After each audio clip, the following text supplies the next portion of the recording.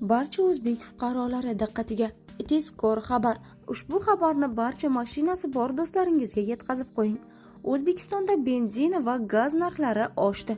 O'zbekistonda 2025-yil 1-apreldan boshlab benzin va gaz narxlari sezilarli darajada oshdi. Bu holat neft mahsulotlari va gazga qo'yilgan aksiz soliqlarning 10% ga oshirilishi bilan bog'liq. Masalan, Al-Sakson markali benzin uchun aksiz stavkasi 476 so'mdan 525 so'mga, suyultirilgan gaz uchun esa 476 so'mdan 525 so'mga ko'tarildi. Bu o'zgarishlar natijasida yoqilg'i narxining umumiy indifikatsiya ta'siri 1-2% punktga oshirilishi kutilmoqda. Bundan tashqari elektr energiyasi va tabiiy gaz tariflari ham 1-maydan boshlab oshirilishi rejalashtirilgan.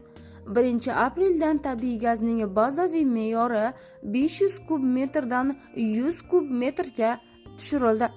Videoroligimiz ostida bir dona like tugmasini bosib qo'yishni hamda o'zbek fuqarolariga yetib borishi uchun o'z hissangizni qo'shishni yodingizdan chiqarmang.